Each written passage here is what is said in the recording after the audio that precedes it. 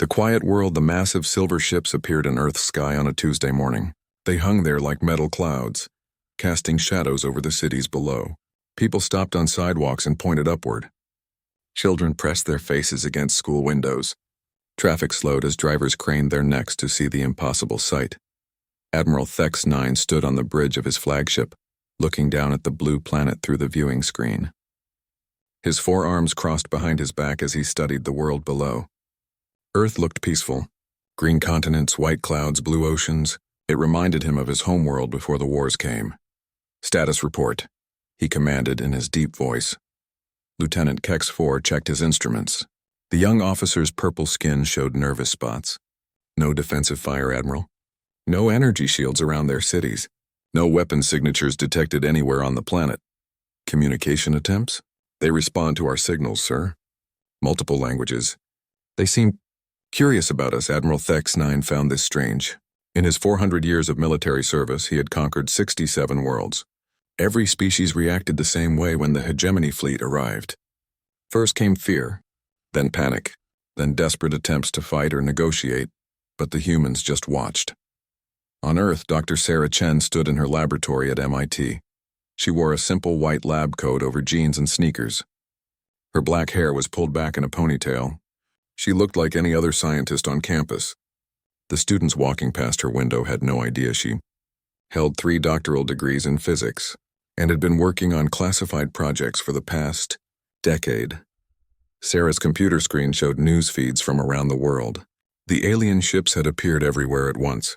New York, London, Tokyo, Moscow, Mumbai. Every major city now had massive spacecraft hovering overhead. Her phone buzzed. A text message from her colleague, Dr. James Harrison in Colorado. "Is it time?" Sarah typed back, "Not yet. Let them show their intentions first." She walked to her window and looked up at the ship floating above Boston. It was beautiful in a terrifying way. The metal surface seemed to shimmer and change colors as clouds passed beneath it. Sarah wondered what materials could create such effects. Then she wondered if she would live long enough to study them. 3,000 miles away, President Martinez sat in the Situation Room beneath the White House. The oval table was surrounded by generals, advisors, and intelligence officials. Everyone looked tense except the president himself. He had been expecting this day for years. "Options?" he asked simply. General Morrison spoke first. "Our nuclear arsenal could damage their ships, but we'd need to evacuate the cities first. Even then, we don't know if our weapons can penetrate their defenses." "Casualties?" "Millions, Mr. President, maybe more." Secretary of Defense Williams leaned forward. "The ships aren't attacking. Maybe they want to talk." President Martinez nodded slowly. He had read the classified reports. He knew about the projects hidden in mountains and underground facilities. He knew about the scientists who had been working in secret for the past 15 years. Most importantly, he knew about Project Eclipse. "Send them a message," he said. "Tell them we're willing to discuss terms." Back in space, Admiral Thex 9 received the transmission. The human leader spoke in English, which his computers quickly translated. The message was simple and direct. The humans wanted to avoid bloodshed. They offered to negotiate. This was more normal. Most species chose diplomacy over destruction when faced with overwhelming force. Admiral Thex 9 had expected the humans to resist longer, given their reputation for violence. The hegemony's files showed that humans had spent most of their history fighting each other. Their planet was covered with the ruins of ancient wars. But apparently they were smarter than their history suggested. "Send our standard terms," the Admiral ordered. "Complete surrender, relocation of population to designated zones, full access to planetary resources." "Yes, sir." The response came back within an hour. The humans accepted. Admiral Thex 9 felt disappointed. He had hoped for more of a challenge. The intelligence reports made humans sound dangerous. Their military forces were primitive but organized. Their weapons were simple but effective. Their history showed they could be ruthless when threatened. Instead, they gave up without firing a single shot. "Begin landing operations," he commanded. "Standard occupation protocol." The first hegemony shuttles landed in Central Park. The ships were sleek and black, with energy fields that made the air shimmer around them. Thousands of people gathered behind police barriers to watch. The aliens that emerged were tall and thin, with gray skin and large eyes. They wore armor that seemed to be made of living metal. The humans cheered and took pictures. This puzzled the hegemony soldiers. Most species ran away or attacked when they saw armed invaders. These humans acted like tourists at a museum. Children waved from behind the barriers. Adults held up phones to record everything. Commander Vex 7 led the first landing team. He had conquered 12 worlds and had never seen anything like this. The humans seemed genuinely happy to meet them. Some even offered gifts. Food, flowers, handmade items. Are they simple-minded? Asked Sergeant Dex 2. I don't think so, Commander Vex 7 replied. Look at their cities. Their technology. They built all this themselves. Then why are they acting so friendly? Commander Vex 7 had no answer. Within a week, hegemony forces had established control over every major population center on Earth. Human governments cooperated completely. Police and military forces laid down their weapons without resistance. The transition was so smooth it seemed almost rehearsed. Admiral Thex 9 read the daily reports with growing unease. Everything was going perfectly. Too perfectly. Mining operations had begun on 6 continents. The humans were being relocated to designated areas with minimal complaints. Resource extraction was ahead of schedule. Earth's rare metals would fuel the hegemony war machine for decades. But something felt wrong. The Admiral called for his intelligence chief, Colonel Rex 3. The older officer had served in more campaigns than anyone else in the fleet. His mechanical eye had been damaged in the siege of Altair Prime, and he refused to have it repaired. He said the constant static helped him think. What's your assessment of the human population? Admiral Thex 9 asked. Colonel Rex 3 pulled up data files on his tablet. Compliant, cooperative, almost suspiciously so. Explain. In my experience, sir, every conquered species goes through 5 stages. Denial, anger, bargaining, depression, acceptance. The humans skipped straight to acceptance. No denial phase. No anger, no bargaining, no depression. Perhaps they're simply rational. Perhaps. But I've been monitoring their communication networks. Internet traffic has actually increased since we arrived. Their data usage is at record levels. What are they discussing? That's the problem, sir. I don't know. They're using encryption methods we haven't seen before. Very sophisticated. Too sophisticated for a species we classified as primitive. Admiral Thex 9 felt a chill run down his spine. Continue monitoring.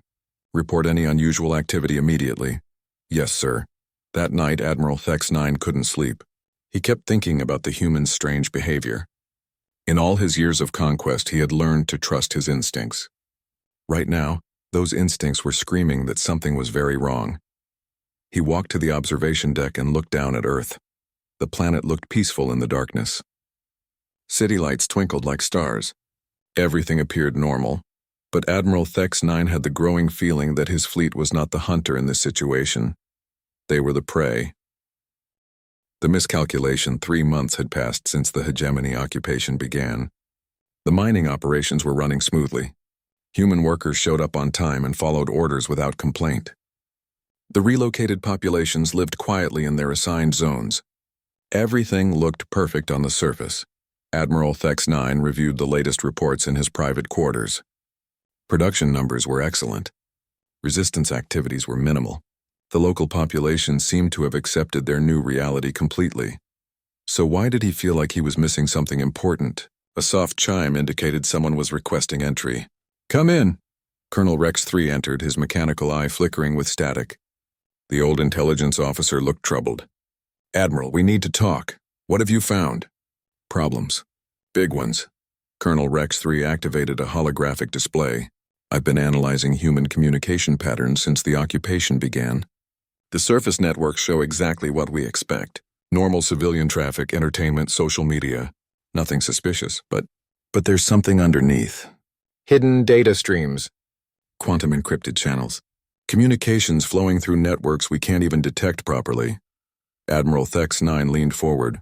How is that possible? Our technology is centuries ahead of theirs.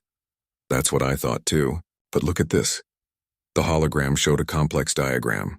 3 weeks ago, mining equipment at the Australia facility started malfunctioning. Simple stuff at first. Conveyor belts running backward. Drills stopping for no reason. We blamed it on human sabotage, wasn't it? I don't think so. The malfunctions are too precise, too complex. Someone would need detailed knowledge of our technology to cause these specific problems. Admiral Thex-9 studied the data. What else? Similar issues at 5 other sites. Always the same pattern. Equipment works perfectly, then fails in ways that seem almost designed to waste our time without causing real damage. Recommendations? I want to increase surveillance on the human population, especially their scientists and engineers. Approved. What else concerns you? Colonel Rex 3 hesitated. Admiral, I've been studying human history. Their wars, their conflicts, their development patterns. Something doesn't add up. Explain. According to our files, humans achieved nuclear fission 90 years ago, nuclear fusion 40 years ago, basic space travel 60 years ago, but their progress has been strangely slow since then. Meaning either they're much less intelligent than we thought, or they've been deliberately hiding their real capabilities. Admiral Thex-9 felt that familiar chill again. Which do you think it is? I've met humans, sir. Worked with them. Observed them. They're not stupid. If anything, they're dangerously clever. Meanwhile, on Earth, Dr. Sarah Chen sat in what appeared to be an abandoned subway tunnel beneath Boston. The tunnel had been closed for repairs 6 months before the aliens arrived. Now it served as one of hundreds of hidden command centers scattered across the planet. The tunnel didn't look abandoned from the inside. Banks of computers lined the walls. Fiber optic cables snaked along the ceiling. Scientists and engineers worked at stations, their faces lit by glowing screens. Status report, Sarah said into her headset. Dr. James Harrison's voice came through clearly from his hidden facility in Colorado. Eclipse protocol is 60% complete. We're ahead of schedule. Mining disruptions, working perfectly. We're slowing their operations by approximately 12% without raising serious suspicions. Communications? Dr. Lisa Park answered from her station in Seoul. All secure channels operational. They still think they're monitoring our real networks. Sarah smiled. The hegemony had sophisticated technology, but they thought like conquerors, not scientists. They assumed that a primitive species would use primitive methods. They never imagined that humans might deliberately appear less advanced than they really were.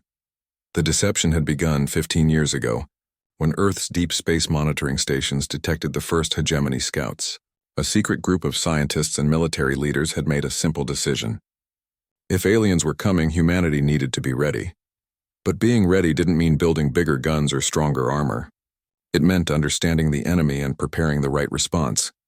The group had studied every piece of data about the hegemony they could find. Trade communications, military broadcasts, scientific papers. They learned about hegemony conquest patterns, how they evaluated new species, what technologies they looked for, how they classified threats. Then they made Earth look harmless. The real fusion reactors were hidden underground. The advanced computers were disguised as entertainment systems. The breakthrough discoveries in quantum physics were classified beyond top secret. To any outside observer, humanity looked exactly like what the hegemony expected. A young species with limited technology and no real defenses. Sarah checked her watch. In exactly 37 hours, the hegemony would learn how wrong their assessment had been. Dr. Chen called Dr. Rodriguez from his station. I'm seeing increased surveillance activity from the aliens. They're trying to crack our hidden networks. Let them find the decoy systems. Make sure they think they're making progress. Already on it. Sarah walked to a wall display showing a map of Earth. Red dots marked hegemony installations. Blue dots showed human resistance cells. Green dots indicated Eclipse protocol staging areas. The planet looked like a complex game board, with pieces moving toward a final confrontation. Her phone buzzed with a text from her daughter at college. Mom, are you safe? The news says some people have been relocated. Sarah texted back, I'm fine, sweetheart. Everything will be okay soon. She hoped that was true. Back in space, Admiral Thex-9 called a meeting of his senior staff. The conference room was filled with the best officers in the hegemony fleet, veterans of countless campaigns, experts in conquest and occupation. I want honest assessments, the Admiral began. Are we missing something about the human population? Commander Vex 7 spoke first. The surface compliance is perfect, but my troops report strange feelings when patrolling human areas, like they're being watched, studied. Evidence? Nothing concrete. Just instinct, Captain Nex 8 added. The human workers at my facility are almost too helpful. They volunteer for extra shifts. They suggest improvements to our processes. Yesterday, one of them pointed out a safety flaw in our equipment design. A safety flaw. A real one. If he hadn't noticed it, we could have lost a mining platform and 50 crew members. Admiral Thex-9 found this disturbing. Why would human slaves care about our safety? I don't know, sir. But it's happened multiple times. The humans seem to know our technology better than they should. Colonel Rex 3 activated his display again. Admiral, I have new information. I've been analyzing human education systems. Their universities, their research facilities, and they're producing far more advanced scientists and engineers than a primitive species should have. Quantum physicists, advanced mathematicians, theoretical researchers working on projects that should be beyond their understanding, such as unified field theory, dimensional manipulation, reality engineering. The room fell silent. These were areas of study that even the hegemony had barely begun to explore. That's impossible, whispered Captain Nex 8. Those fields require centuries of development. Unless, said Colonel Rex 3 slowly, they've been developing them in secret. Admiral Thex-9 stood up. Red alert. All ships. Increase surveillance immediately. I want every human scientist under constant observation. Sir, said Lieutenant Kex 4, should we consider withdrawing from the planet? Absolutely not. We have orders to secure Earth's resources, but I want to know what we're really dealing with here. As the meeting broke up, Admiral Thex-9 remained in the conference room. He stared at the display showing Earth below. The planet looked the same as always. Peaceful, beautiful, harmless. But appearances could be deceiving. The Admiral had survived 400 years of warfare by trusting his instincts. Right now, those instincts were telling him that humanity was about to show its true face, and he suspected it would be terrifying. The awakening doctor. Sarah Chen stood in the primary Eclipse command center, watching countdown timers on dozens of screens. 24 hours remained until activation. Around her, teams of scientists made final preparations for humanity's response to the occupation. Final systems check, she announced. Dr. Harrison's voice came through from Colorado. Quantum field generators online. Power levels at maximum. Dr. Park reported from Seoul. Communication arrays ready. All cells are connected and synchronized. Dr. Rodriguez looked up from his station. Theoretical calculations confirmed. The math works, Sarah. This should actually function as designed. Sarah nodded, though she felt the weight of uncertainty. They were about to attempt something that had never been tried before. Something that would either free Earth or destroy it completely. The Eclipse protocol was based on a discovery made 5 years ago by a team of human physicists working in secret. They had found a way to manipulate quantum uncertainty on a large scale. Not just observe quantum effects, but control them, shape them, weaponize them. The theory was elegant and terrifying. At the quantum level, reality was not fixed. Particles existed in multiple states until observed. Distances were relative. Time could flow at different rates. The universe was far more flexible than most species realized. Humans had learned to bend those rules. Sarah, Dr. Harrison's voice carried concern. Are we sure about this? Once we activate Eclipse, there's no going back. The galaxy will know what we're capable of. They already know we exist, Sarah replied. Now they need to know we're not victims. Above the planet, Admiral Thex-9 paced his bridge with growing anxiety. His intelligence reports were becoming more disturbing by the hour. Human communications had shifted to patterns that made no sense. Energy readings from the planet showed anomalies that shouldn't exist. Most troubling, several human scientists had simply vanished from their monitoring systems. Colonel Rex 3 report. The intelligence officer looked exhausted. His mechanical eyes sparked with static. Admiral, we have a problem. I've lost track of over 300 key personnel. Scientists, engineers, physicists. They've disappeared from our surveillance. How is that possible? I don't know.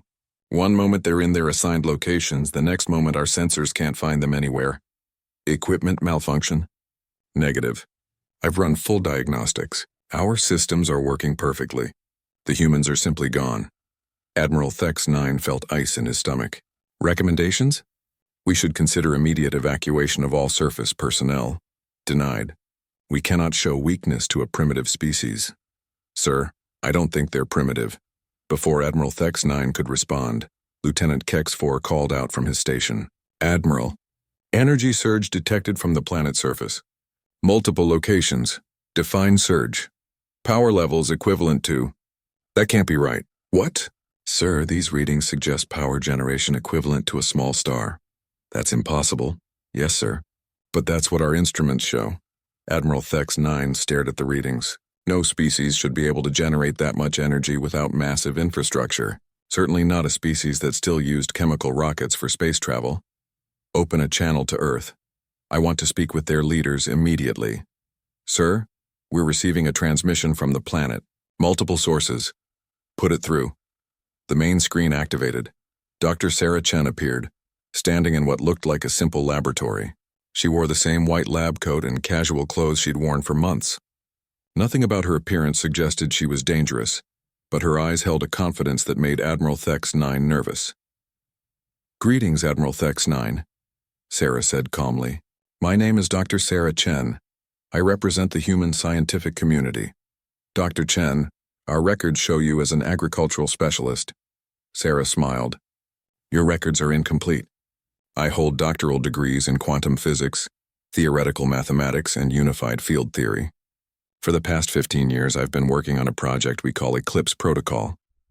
What is Eclipse Protocol? A demonstration of why you should have studied us more carefully before invading our world. The transmission cut out. Restore contact immediately, Admiral Thex 9 ordered. Unable to comply. Sir, the transmission source has vanished. Vanished how? I don't know, sir. Our sensors show Dr. Chen was broadcasting from Boston. Now they show she was never there at all. Admiral Thex 9 felt reality shifting around him. Nothing made sense anymore. All ships, battle stations. Prepare for me. The lights went out. Emergency power kicked in a second later, but something was wrong. The bridge instruments showed readings that violated known physics. Gravity was fluctuating. Time seemed to move at different speeds in different parts of the ship. Report, Admiral Thex 9 shouted. Sir, we're detecting massive quantum distortions around the fleet. Space-time is becoming unstable. Explain that. I can't, sir. This should be impossible. Through the viewing screen, Admiral Thex 9 watched other ships in his fleet beginning to drift apart, not under power, but as if the distances between them were changing randomly. One destroyer appeared to be moving backward in time, its hull becoming newer and shinier by the second. Engineering, what's our status? Chief Engineer Zex 5 sounded panicked. Admiral, our engines aren't responding. Neither are our weapons. It's like the fundamental forces are no longer working correctly. That's not possible. I know, sir, but our instruments don't lie. A new transmission appeared on the main screen. This time it showed Dr. Chen standing in front of a massive underground facility. Banks of computers and energy generators stretched into the distance behind her. Admiral Thex 9, she said. You're experiencing the effects of controlled quantum uncertainty. We're manipulating the basic forces that hold your ships together. How? 15 years ago, we detected your scouts. We knew you were coming, so we prepared. While you thought we were primitive farmers, we were actually developing technologies that your species never imagined. The transmission showed other locations. Hidden facilities beneath cities and mountain ranges under the ocean floor, thousands of scientists working with equipment that looked centuries ahead of anything the hegemony possessed. You see, Admiral, you made a crucial error. You assumed that our apparent technology level represented our actual capabilities. You never considered that we might be hiding our real development. Admiral Thex 9 found his voice. What do you want? What we've always wanted. To be left alone.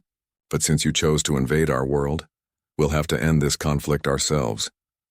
Your ships are trapped in quantum distortion fields. Your weapons won't function. Your engines can't generate thrust. You have exactly 1 hour to order complete withdrawal from Earth. And if we refuse? Sarah's expression hardened. Then you'll discover what happens when quantum uncertainty is applied to biological systems instead of mechanical ones. The transmission ended. Admiral Thex 9 looked around his bridge. His crew stared at their instruments in confusion and terror. Nothing worked the way it should. Reality itself had become unreliable. He thought about his 400 years of military service, all the species he had conquered, all the worlds he had claimed for the hegemony. None of them had ever fought back like this. None of them had turned physics itself into a weapon. Sir, Lieutenant Kex 4 called out, we're receiving distress signals from all ships in the fleet. And sir, we're also receiving signals from hegemony installations throughout this sector. What kind of signals? Similar quantum distortions. Admiral, whatever the humans are doing, they're not just targeting our fleet. They're targeting our entire presence in this region of space. Admiral Thex-9 realized the truth. Humanity hadn't just prepared to defend Earth. They had prepared to take the war to their enemies. For the first time in his long military career, Admiral Thex-9 was afraid. The Silent Fury.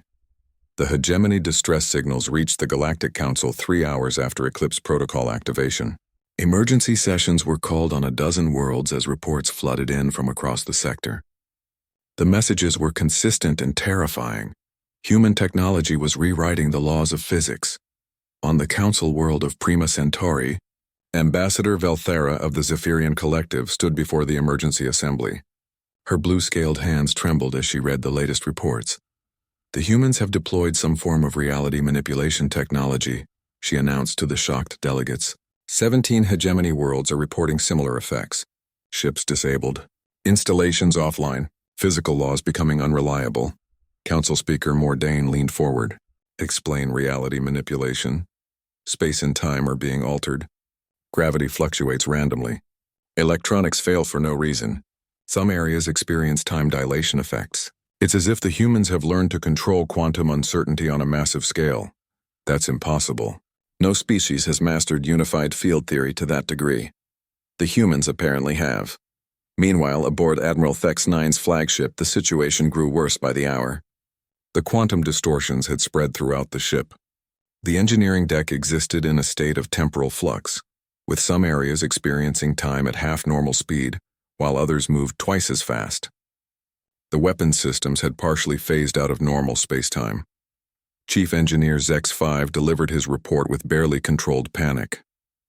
Admiral, 17% of the ship is no longer operating under standard physics. Our hull is aging at random rates.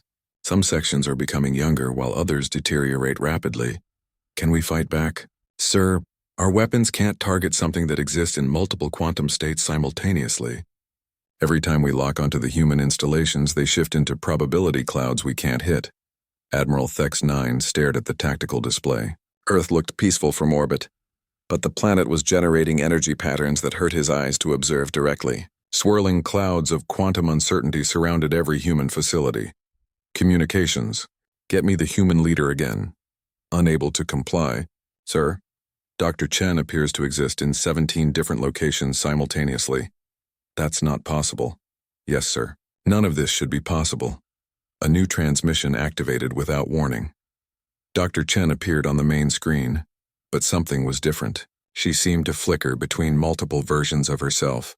Sometimes she wore a lab coat, sometimes military uniform, sometimes casual clothes. Her background shifted constantly between different locations. Admiral, she said, her voice carrying an otherworldly quality. You have 30 minutes to begin withdrawal. Dr. Chen, surely we can negotiate. Negotiations ended when you destroyed Montevideo as a demonstration. 2 million people died in that attack. Admiral Thex-9 had forgotten about the demonstration. It was standard procedure when conquering primitive worlds. Destroy one city to show power. Usually that ended all resistance. That was a military necessity. That was a war crime. And now it's a debt we intend to collect. The image of Dr. Chen multiplied. Now there were 5 versions of her on the screen, each slightly different. They spoke in unison. Observe. The tactical display showed a view of the hegemony world Kethmora, 47 light-years away.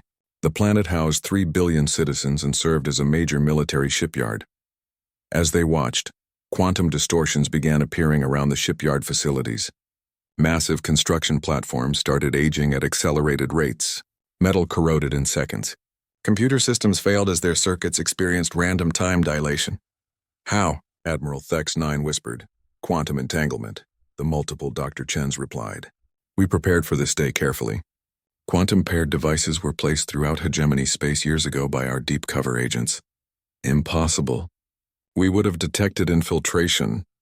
You detected what we wanted you to detect. Your species thinks in terms of physical infiltration, spies, saboteurs, military scouts. You never considered quantum infiltration? The view changed to show another hegemony world, then another. On each planet, the same effects were occurring. Infrastructure failing, ships becoming inoperable, Military installations experiencing temporal anomalies. We seeded your space with quantum-entangled particles, Dr. Chen continued. Microscopic devices that you couldn't detect because they existed in quantum superposition until we chose to activate them.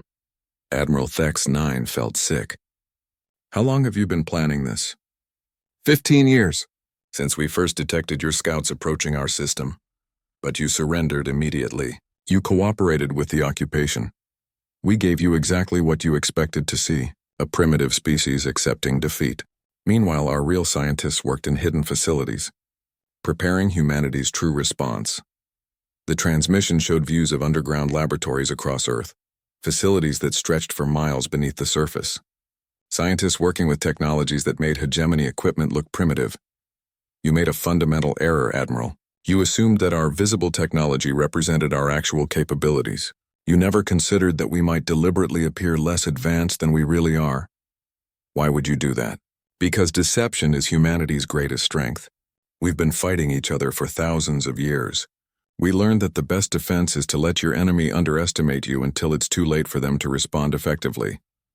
Admiral Thex-9 watched his fleet status indicators. Ship after ship reported critical system failures. His mighty armada was becoming a collection of drifting hulks. What are your terms? Complete withdrawal from Earth. Immediate evacuation of all hegemony personnel. Reparations for the damages you've caused. I don't have authority to... Then contact someone who does. The transmission cut out, leaving Admiral Thex-9 staring at static. On Prima Centauri, the Galactic Council convened an emergency session. Representatives from hundreds of species filled the Great Chamber. The mood was one of barely controlled panic. Council Speaker Mordain called for order. We are facing an unprecedented situation. A species we classified as primitive has demonstrated technological capabilities beyond our understanding. Ambassador Vel Thara stood again. We've received a transmission from the humans. They're broadcasting on all frequencies simultaneously. Put it through. The chamber's main display activated. Dr. Sarah Chen appeared, but this time there was only one version of her. She stood in what looked like a simple office, wearing professional business attire. Nothing about her appearance suggested she commanded reality-altering weapons. Greetings, Galactic Council. I am Dr. Sarah Chen speaking on behalf of the human species. Her voice was calm, professional, almost friendly. The contrast with her devastating demonstration was unnerving. We have no quarrel with the galaxy at large. Our actions today are directed solely at the hegemony forces that invaded our world without provocation. However, let this serve as notice. Humanity will no longer tolerate aggressive expansion by any species. The age of conquest is over. We offer friendship and cooperation to all species that approach us peacefully. We offer annihilation to any who threaten our world or our people. The transmission ended. Council Speaker Mordain looked around the chamber. Comments? Ambassador Kreldox of the Trade Federation stood slowly. If the humans can manipulate reality itself, they're the most powerful species in known space. And the most dangerous, added Representative Yex-4 from the outer colonies. No, said Ambassador Velthera quietly. The most dangerous species would have destroyed the hegemony fleet immediately. The humans disabled their ships but spared their lives. They're demonstrating restraint even while showcasing overwhelming power, which makes them either merciful or calculating, observed Speaker Mordain. Either way, said Ambassador Kreldox, I suggest we treat them with extreme caution and respect. Back in Earth orbit, Admiral Thex-9 received new orders from Hegemony High Command. The message was brief and bitter. Immediate withdrawal authorized. Cut losses and retreat. Do not engage humans further. Admiral Thex-9 looked around his damaged bridge. His 400-year military career was ending in the most humiliating defeat in hegemony history. But he was alive. His crew was alive.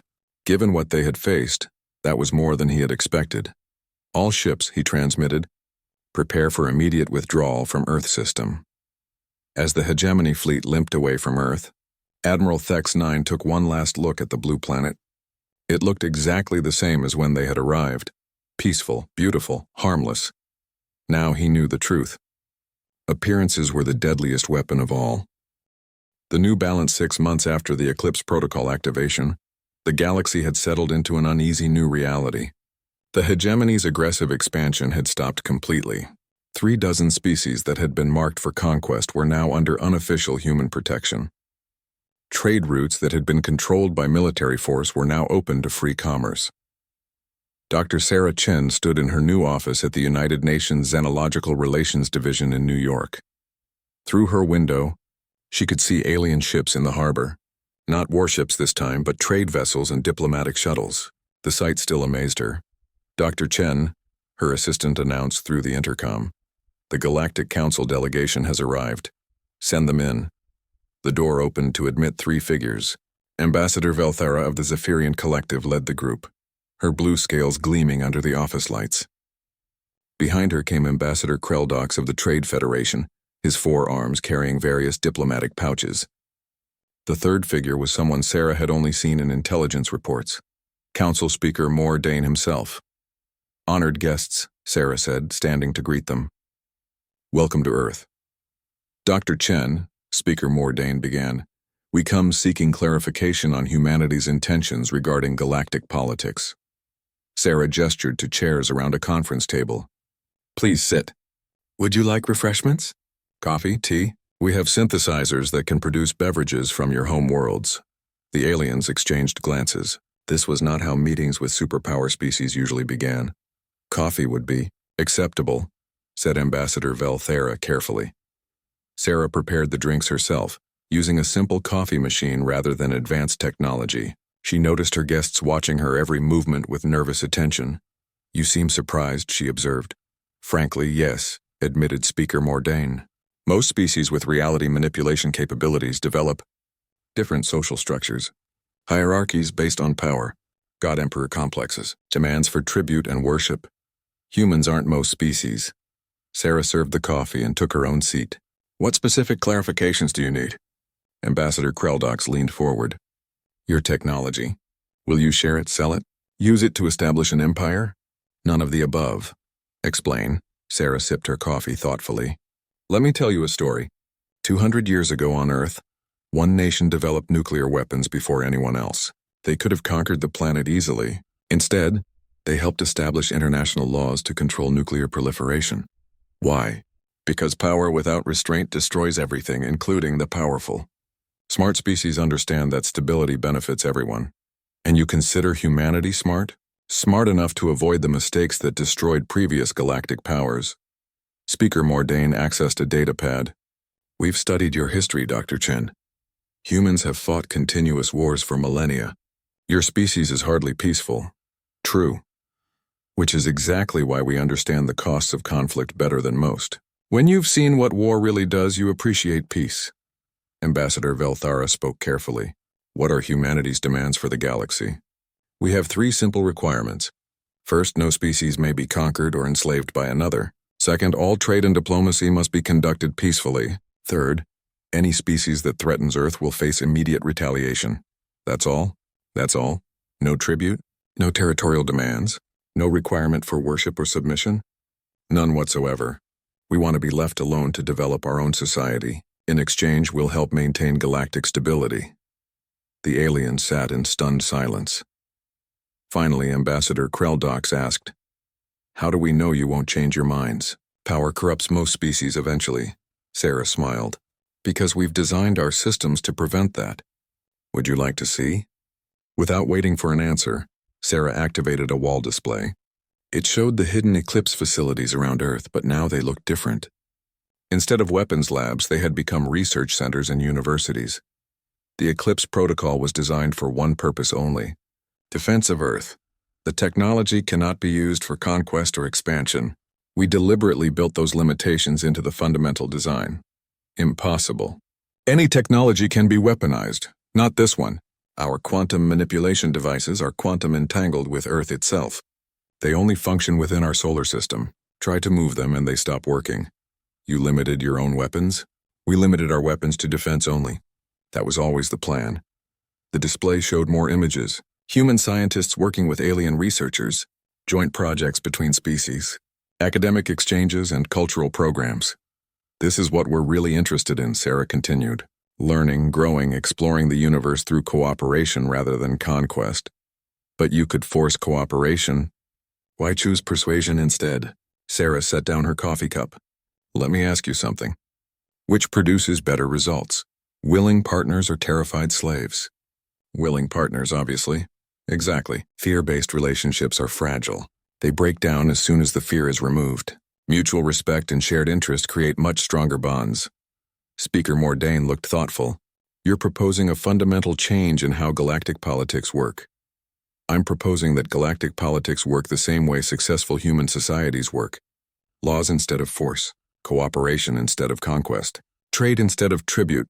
And if some species refuse to accept this new order, Sarah's expression hardened slightly. Then they'll discover why the hegemony fleet is still limping home 6 months after leaving Earth. Ah, there's the threat. There's the promise. We prefer cooperation, but we're prepared for conflict if necessary. Ambassador Velthera leaned back in her chair. Dr. Chen, what you're describing sounds almost too good to be true. No species in galactic history has held absolute power and used it responsibly. No species in galactic history has been human. What makes humans different? Sarah considered the question carefully. We're pack hunters who learned to cooperate on a global scale. We're predators who developed empathy. We're warriors who chose peace not from weakness but from understanding what war really costs. She stood and walked to the window. Look outside. 6 months ago, alien ships meant invasion and conquest. Today, they mean trade and friendship. That transformation happened because we chose to use our power to create something better, rather than something bigger. And if humanity ever changes its mind, Sarah turned back to her guests, then the galaxy will have much bigger problems than anything the hegemony ever posed. Is that a threat? It's a statement of fact. The Eclipse Protocol was designed for defense, but our understanding of reality manipulation continues to grow. If we ever chose to use that knowledge for conquest, she shrugged. Well, let's just say we prefer the current arrangement. The meeting continued for several hours, covering trade agreements, territorial boundaries, and diplomatic protocols. By the end, a new framework for galactic governance had begun to take shape. As the delegation prepared to leave, Speaker Mordain turned back to Sarah. Dr. Chen, may I ask a personal question? Of course. Were you afraid? When you activated the Eclipse Protocol? Sarah smiled. Terrified. We had no idea if it would work or if it would destroy everything we were trying to protect. But you did it anyway. Sometimes being afraid is exactly why you have to act. Fear means you understand the stakes. After the delegation left, Sarah returned to her desk. Outside her window, she could see construction crews building the new Galactic Trade Center. Human workers labored alongside alien engineers, creating something unprecedented in galactic history. Her computer chimed with a message from Dr. Harrison in Colorado. Sarah, the hegemony has formally requested a non-aggression treaty. They're also asking if we'd be willing to share our agricultural technology. Sarah typed back, approved on both counts. But make sure they understand the difference between sharing technology and sharing weapons. Already handled. By the way, how did the council meeting go? Better than expected. I think we might actually pull this off.